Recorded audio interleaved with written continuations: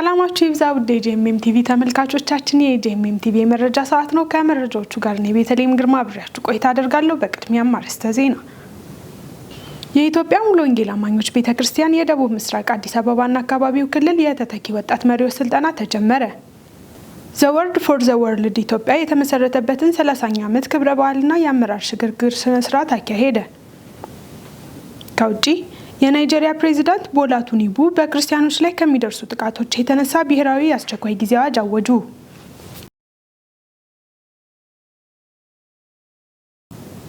እንድትከታተሉን እየጋበዝኩ ወደ ዝርዝር መረጃዎቹ አለፍኩ። የኢትዮጵያ ሙሉ ወንጌል አማኞች ቤተክርስቲያን የደቡብ ምስራቅ አዲስ አበባና አካባቢው ክልል የተተኪ ወጣት መሪዎች ስልጠና ተጀመረ። በጎተራ ሙሉ ወንጌል አጥቢያ በተካሄደው የተተኪ ወጣት መሪ ስልጠና ላይ ከክልሉ ከሚገኙ አጥቢያዎች የተወጣጡ 76 የወጣት መሪዎች ተገኝተዋል። ስልጠናው በጸሎት ተጀምሮ በመዝሙር ጉባኤው እግዚአብሔርን አምልኳል። በመቀጠል የቤተ እምነቱ የልጆች ወጣት ቤተሰብ አገልግሎት ኃላፊ የሆኑት መጋቢ ኤርሚያስ ገብረመድህን የመሪነት እድገት ጥሪና የቤተ ክርስቲያንን ያማከለ የወጣቶች እድገት መገንባት በሚሉ ርዕሶች ላይ አስተምረዋል። የደቡብ ምስራቅ አዲስ አበባና አካባቢው ክልል የተተኪ ወጣት መሪዎች ስልጠና ዘንድሮ ለ5ኛ ዙር ሲካሄድ እስካሁን ድረስ 250 ተተኪ ወጣት መሪዎች ስልጠናው ላይ የተሳተፉ መሆናቸው ተገልጿል። ስልጠናው ለሚቀጥሉት 6 ወራቶች የሚቆይ መሆኑን ከአገልግሎት ክፍሉ ያገኘነው መረጃ ያመለክታል። ዘ ወርድ ፎር ዘ ወርልድ ኢትዮጵያ የተመሰረተበትን 30ኛ ዓመት ክብረ በዓልና የአመራር ሽግግር ስነ ስርዓት አካሄደ።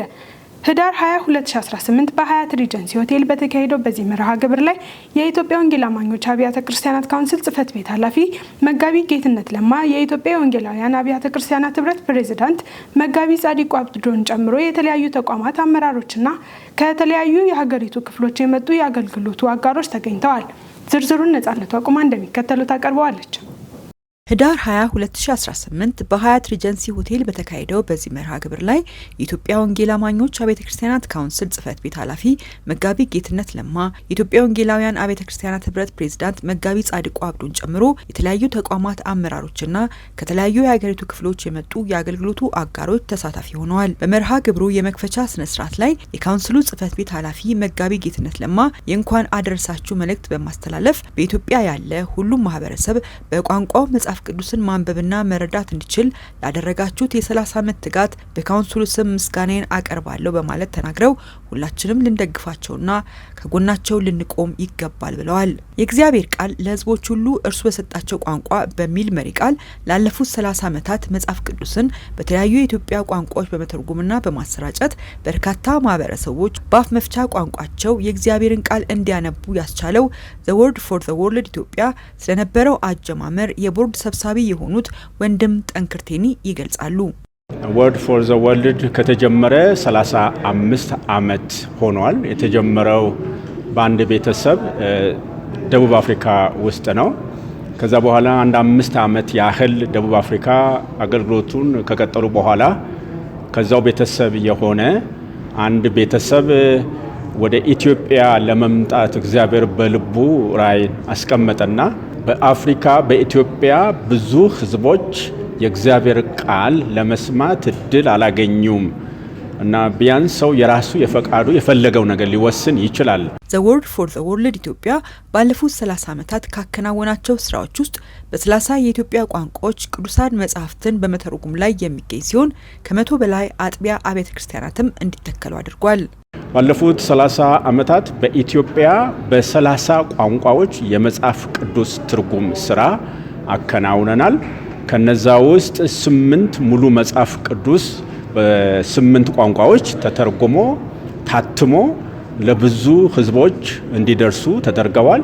በ16 ቋንቋ አዲስ ኪዳን ተተርጉመው ታትመው እና ደግሞ በድምጽ ደግሞ ተቀርጸው ለሰዎች እንዲደርሱ ተደርገዋል።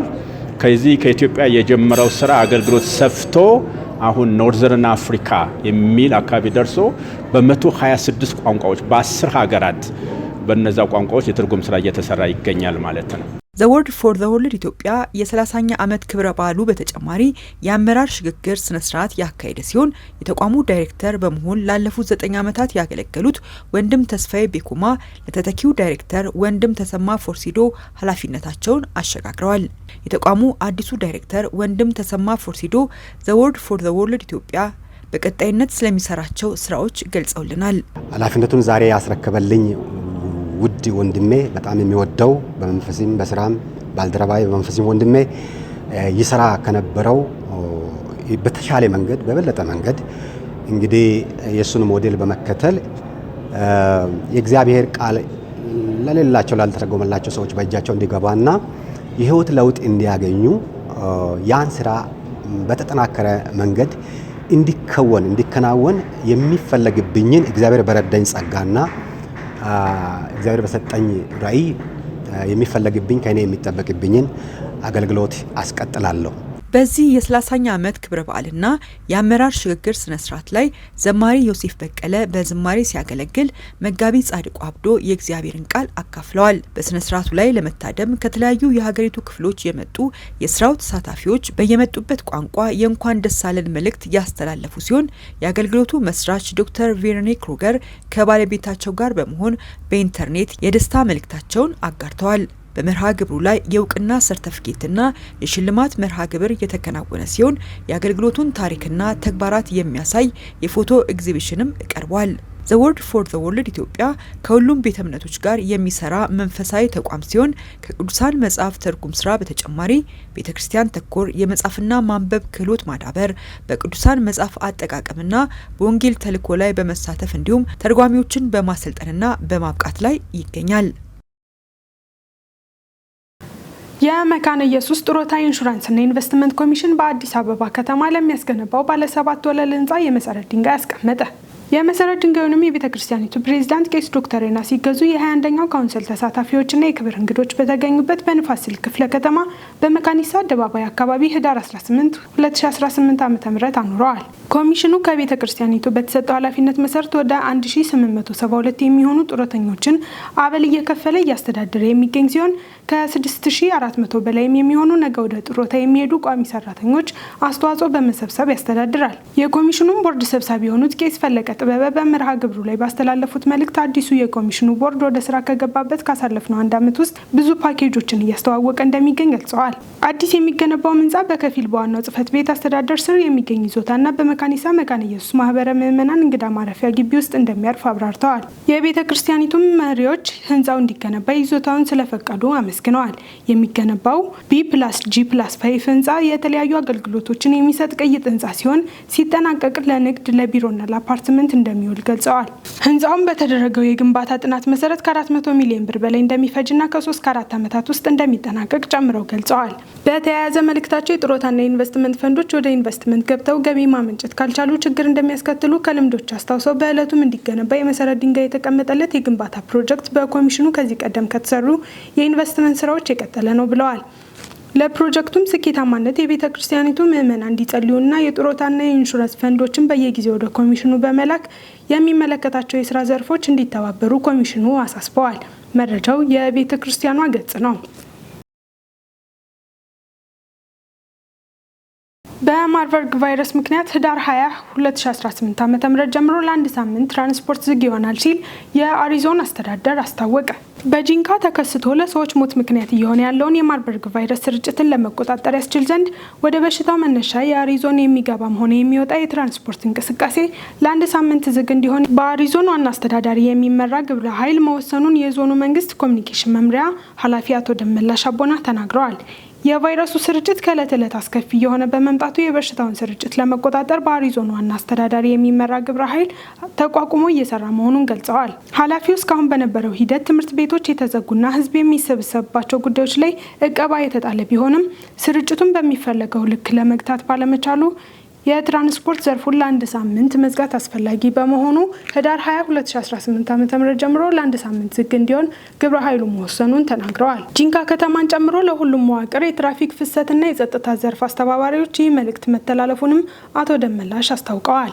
በዚህ መሰረት ከክልል በወረደው አቅጣጫ መሰረት ሀገር አቋራጭ የህዝብ ትራንስፖርት ለአንድ ሳምንት የታገደ ሲሆን በከተማ የሁለት እግር ተሽከርካሪዎችና የታክሲ አገልግሎት የሚሰጡ ተሽከርካሪዎች ብሎም በዞኑ ውስጥ የሚኖሩ የትራንስፖርት እንቅስቃሴዎች በቀጣይ ቀናት ውስጥ ውሳኔ እንደሚሰጥባቸው ገልጸዋል።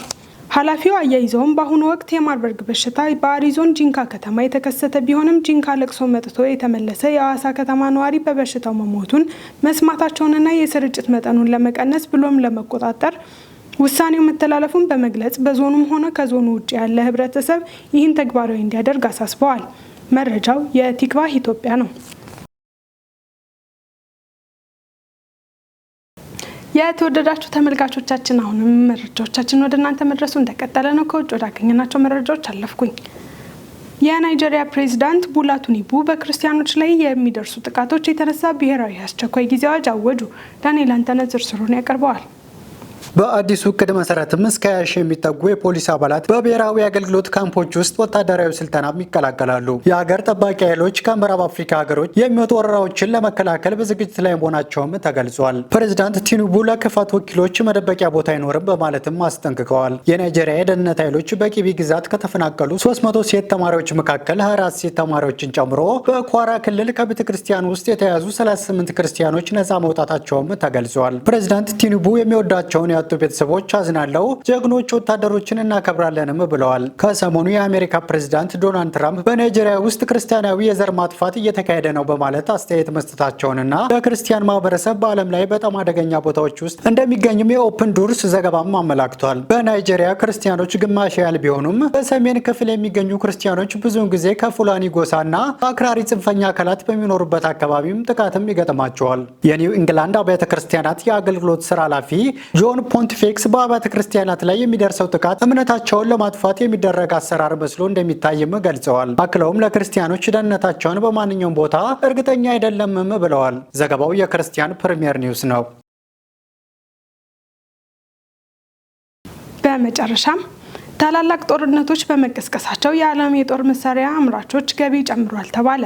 በስቶክሆልም ዓለም አቀፍ የሰላም ምርምር ኢንስቲትዩት SIPRI ባወጣው አዲስ መረጃ መሰረት በ100 ትልልቅ ዓለም አቀፍ የጦር መሳሪያ አምራች ኩባንያዎች ከጦር መሳሪያና ከወታደራዊ አገልግሎት ሽያጭ የተገኘው ገቢ በ2024 ወደ $679 ቢሊዮን ደርሷል። የጋዛና የዩክሬን ጦርነቶች እንዲሁም ዓለም አቀፋዊና ክልላዊ ጂኦፖለቲካዊ ውጥረቶችና ከፍተኛ ወታደራዊ ወጪዎች መጨመር ኩባንያዎቹ ከወታደራዊ እቃዎችና አገልግሎቶች ሽያጭ የሚያገኙት ገቢ ካለፈው ዓመት ሲነጻጸር 5.9 በመቶ ጨምሯል። ዓለም አቀፉ እድገት ትልቁን ድርሻ የሚይዙት በአውሮፓና በዩናይትድ ስቴትስ ውስጥ ያሉ ኩባንያዎች ናቸው። ከኤሽያና ኦሺኒያ በስተቀር በሁሉም ክልሎች ከዓመት ዓመት ጭማሪዎች ነበሩ። በቻይና የጦር መሳሪያ ኢንዱስትሪ ውስጥ ያሉ ጉዳዮች የአካባቢውን አጠቃላይ ድምር ዝቅ አድርገውታል። ሎክሄድ ማርቲን፣ ኖርዝሮፕ ሮማን እና ጄኔራል ዳይናሚክስ በዩናይትድ ስቴትስ ውስጥ ከፍተኛ የጦር መሳሪያ ገቢ በ2024 ዓመት በማግኘት በ3.8 በመቶ እድገት በማስመዝገብ $334 ቢሊዮን ደርሷል። በመረጃ አሰጣጡ ከ39 የአሜሪካ ኩባንያዎች 30 ያህሉ ገቢያቸው ጨምሯል። የኤሎን ማስክ ስፔስ ኤክስ የጦር መሳሪያ ገቢ ከ2023 ጋር ሲነጻጸር በእጥፍ ጨምሯል። ገቢው $1.8 ቢሊዮን ከደረሰ በኋላ ለመጀመሪያ ጊዜ በዓለም አቀፍ ከፍተኛ ወታደራዊ አምራቾች ዝርዝር ውስጥ ስፔስ ኤክስ ተካቷል። ሩሲያን ሳይጨምር ከ100 ምርጥ የጦር መሳሪያ ኩባንያዎች ውስጥ በአውሮፓ ከሚገኙት ከ26ቱ መካከል 23ቱ የጦር መሳሪያና መሳሪያ ሽያጭ ገቢ ጭማሪን አስመዝግበዋል። አጠቃላይ የጦር መሳሪያ ገቢያቸው ከ13 በመቶ ጨምሮ ወደ $151 ቢሊዮን አድጓል። መረጃውን ከዳጉ ጆርናል ወስደነዋል። የተወደዳችሁ ተመልካቾቻችን የዕለቱ መረጃዎች ከማጠናቀቃችን በፊት አርዕስተ ዜናዎቹን ላስታውሳችሁ። የኢትዮጵያ ሙሉ ወንጌል አማኞች ቤተክርስቲያን የደቡብ ምስራቅ አዲስ አበባና አካባቢው ክልል የተተኪ ወጣት መሪዎች ስልጠና ተጀመረ። ዘ ወርድ ፎር ዘ ወርልድ ኢትዮጵያ የተመሰረተበትን 30ኛ ዓመት ክብረ በዓልና የአመራር ሽግግር ስነ ስርዓት አካሄደ። ከውጪ የናይጄሪያ ፕሬዝዳንት ቦላ ቲኑቡ በክርስቲያኖች ላይ ከሚደርሱ ጥቃቶች የተነሳ ብሔራዊ አስቸኳይ ጊዜ አዋጅ አወጁ።